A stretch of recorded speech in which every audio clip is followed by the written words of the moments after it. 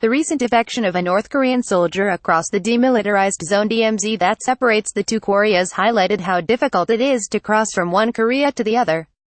Fenced, mined and patrolled by soldiers from both sides, fortifications and large concentrations of combat-ready troops will make the Korean DMZ in the event of war the deadliest place on earth.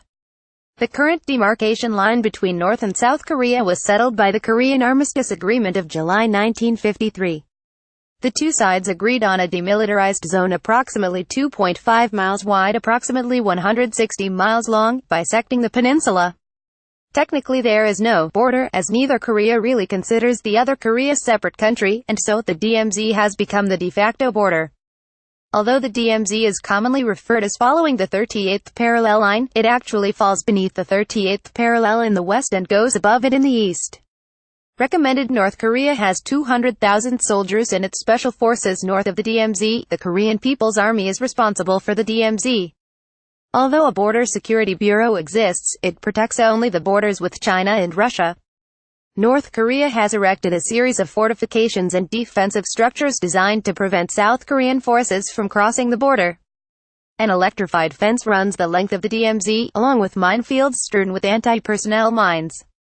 The KPA has also built a number of towers designed to deter South Korean incursions. Recommended: how America would wage a war against North Korea. North Korea's armed forces number 1.2 million armed men and women in uniform, and the armed forces maintain a decidedly offensive stance.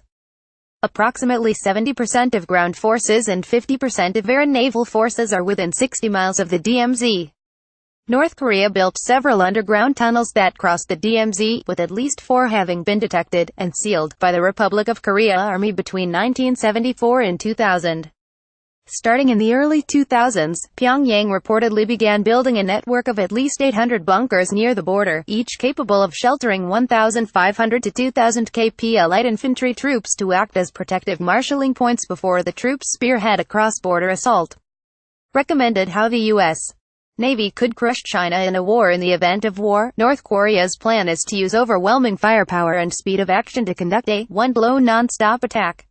In 1992, Kim Jong-il, the father of current leader Kim Jong-un, concluded that only a lightning assault across the border, known as occupying South Korea, all the way to Busan, in 3 days, could succeed in light of the overwhelming firepower that U.S. forces could bring to blunt any of Pyongyang's moves. Once war begins, the KPA's 3 forward infantry corps, the I, 2nd and 4th Corps, supported by independent light infantry brigades, and the 620th and Gangdong Artillery Corps, would launch a lightning attack across the DMZ.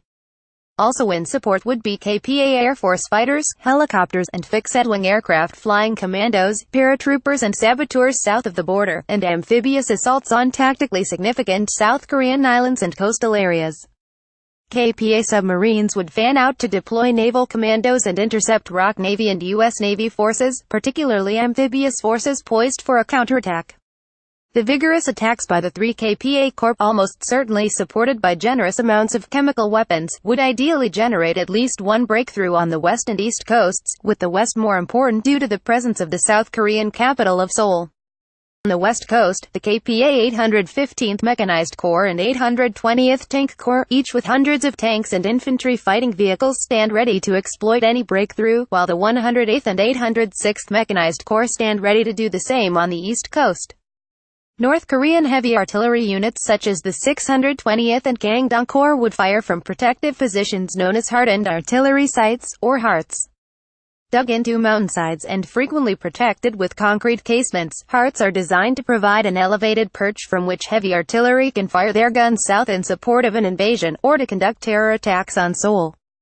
The sites allow North Korean artillery to launch their deadly artillery strikes and then retreat into the bowels of a mountain, hillside, or rough terrain to hide from U.S. and South Korean aircraft, artillery and missiles. Many heart sites have already been identified, but undoubtedly some will remain undetected. Their ability to target civilians makes them a #1 priority in wartime. Pages.